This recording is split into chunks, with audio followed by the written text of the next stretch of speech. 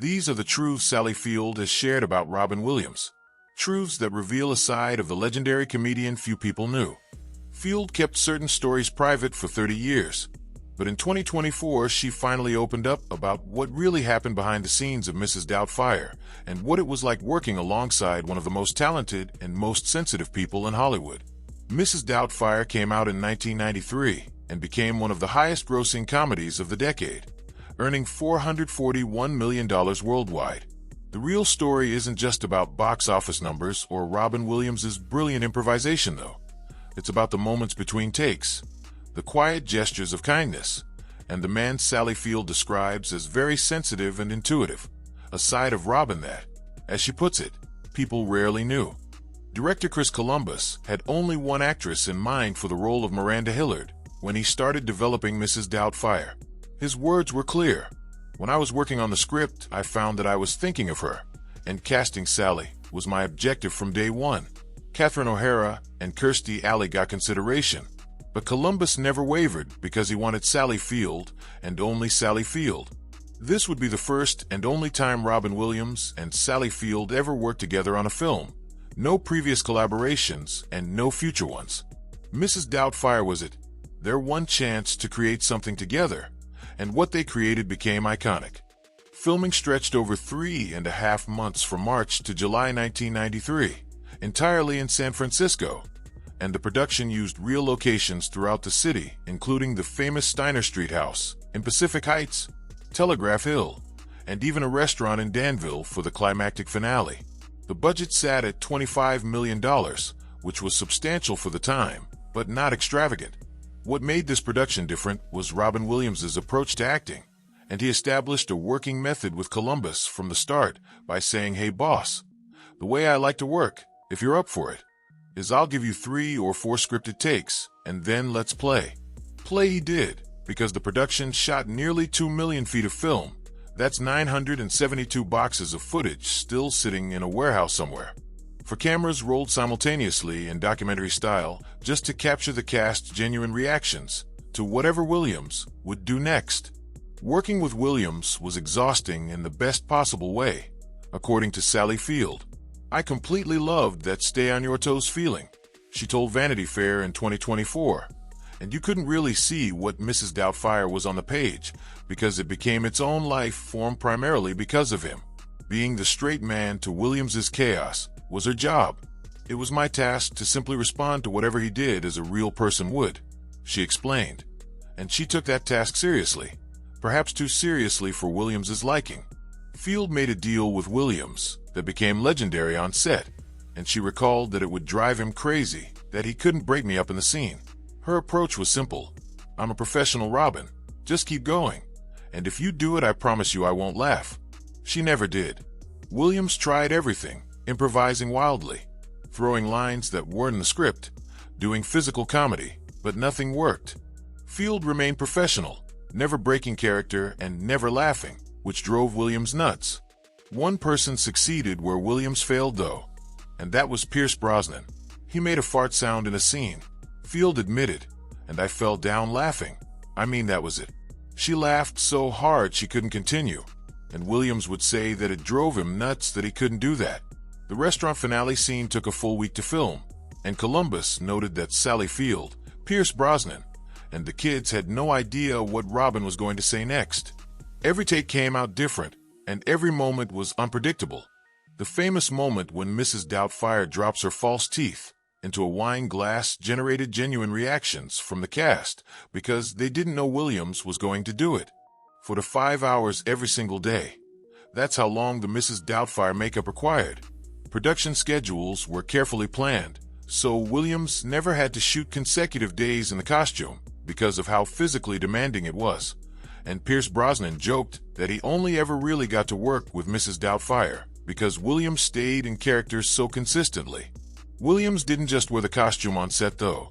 He took experimental walks around San Francisco in full Mrs. Doubtfire makeup to test whether people would believe he was really a British nanny.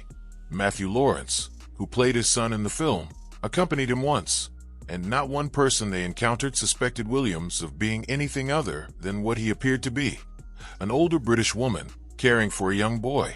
A sex shop in San Francisco got a visit from Williams while he was in full Mrs. Doubtfire costume, something he confirmed himself in a 2013 interview with Whoopi Goldberg. Testing the character and seeing how far he could push the believability was his way of perfecting the role. Here's the story Sally Field kept private for over 30 years, the one she finally shared publicly for the first time in August 2024 in a Vanity Fair oral history marking the 10th anniversary of Robin Williams' death.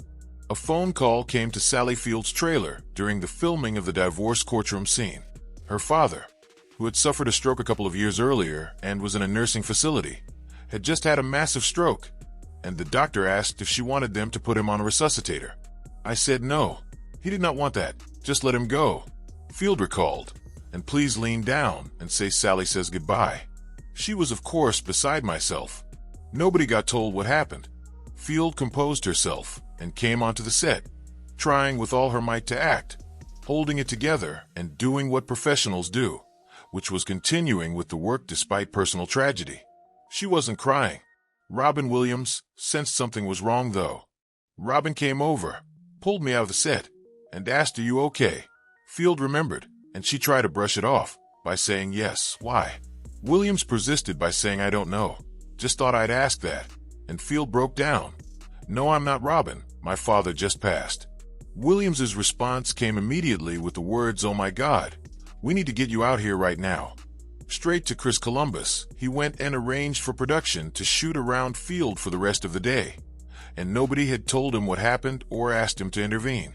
He simply knew because he sensed her grief and acted. Field reflected on this moment with profound emotion by saying it's a side of Robin that people rarely knew. He was very sensitive and intuitive. This is the truth about Robin Williams that Sally Field wants people to understand. That yes, he was brilliant, and yes, he was hilarious, and yes, he had endless energy. Field described him as the sweetest, most exhausting soul that ever lived on the Howard Stern show. But he was also deeply empathetic, quietly observant, and genuinely kind. Other truths about Williams have emerged from Sally Field over the years that paint a fuller picture of who he was. His generosity with time and energy came up when she spoke on the Howard Stern show, revealing that she and Williams did socialize after filming Wrapped for the day, though she admitted with some regret that after the movie ended, everyone resumed their daily lives and didn't stay in contact as much. Her words were, "It sort of breaks your heart. It's always there. And if you saw all those people right now, you'd be instantly back there." Lisa Jakub, who played their daughter Lydia in the film, shared something similar on the Brotherly Love podcast in 2024 by saying Robin was the first person to speak openly to me about mental health. He would talk to me about his struggles and the things that he went through, she explained. And it was the first time that I felt like, oh, I'm not a freak, and I don't have to hide this about myself. Mara Wilson, who played the youngest daughter Natalie, remembered Williams differently than most people imagine him. "People are always surprised when I tell them that Robin could be very quiet," she told Vanity Fair in 2024. And when her mother was dying during the filming, Williams came up to me and very gently asked how I was and how my family was, but didn't bring up anything that could have been painful. He was just very sweet. Lisa Jakub's high school expelled her for missing too much class due to filming. And that's when Robin Williams wrote a letter to her principal urging them to rethink this decision. The letter didn't work because she was still expelled, but the gesture showed who Williams was when the cameras weren't rolling. Thanksgiving weekend 1993 brought the opening of Mrs. Doubtfire, which earned over $20 million in its first 3 days. The movie went on to become the second highest grossing film of the year, behind only Jurassic Park, staying in theaters for 25 weeks and selling an estimated 52.6 million tickets in the United States alone. January 1994 brought Golden Globe wins for Best Picture in the musical or comedy category and Best Actor for Robin Williams. March brought the Academy Award for Best Makeup, but Sally Field received no individual nominations for her performance, and Williams was not nominated for Best Actor at the Oscars, a decision often attributed to Academy bias against comedic performances. The awards weren't really the point, though, because the movie became a cultural phenomenon, ranking number 67 on AFI's list of the 100 funniest American movies and still holding the record as the highest-grossing cross-dressing film ever made. A sequel was in active development before Williams's death, something Chris Columbus later revealed by saying we had a script, and it was a great script and Robin was prepared to do it. Williams's only concern came through in his question, "Boss, do I have to be in the suit as much this time?" Because the physical demands of the costume were like running a marathon every day, according to Columbus. August 2014 brought Robin Williams's death, and Columbus declared definitively after that moment, "It's impossible. It's just impossible." August 11th, 2014, Robin Williams died at age 63, and Sally Field released a statement immediately that read, "I feel stunned and so sad about Robin. He always lit up when he was able to make people laugh, and he made them laugh his whole life long, tirelessly. He was one of a kind, and there will not be another. Please God, let him now rest in peace." Her most emotional tribute came 9 years later, though, in February 2023 on the red carpet at the SAG Awards. Questions about Mrs. Doubtfire brought this from Field with emotion filling her voice. "What you think about immediately is Robin, and there isn't a moment of it that's not filled with my love and joy at being in his presence." Then she said something that captured what so many people feel, which was, "We all miss him. He should be growing old like me, for God's sakes. And I hate it that he isn't here. A generous, loving, sweet, geniusly talented man." That's how she described him, adding that Robin was Robin and he was everything he seemed to be. The truth about Robin Williams, according to Sally Field, is this: he was exactly who he appeared to be, but also so much more. The manic, brilliant improviser who generated 2 million feet of film because he couldn't help but create. The tireless comedian who made people laugh his whole life long, but he was also the quiet observer who sensed when someone was in pain. The man who immediately halted production to help a colleague grieve. The friend who talked openly about mental health with a teenage co-star who needed to hear it. The person who wrote letters on behalf of students he barely knew. That was Robin Williams too. 30 years passed before Sally Field shared certain stories publicly, but in sharing them now she's giving us a more complete picture of Robin Williams. Not to change how we remember him, but to enrich it. The truth she's revealing isn't that he was different from what we thought. It's that he was more. Mrs. Doubtfire remains the only film Sally Field and Robin Williams ever made together. One collaboration, 125 minutes of screen time, and a friendship marked by mutual respect, professional admiration, and moments of quiet kindness that Field clearly treasures to this day.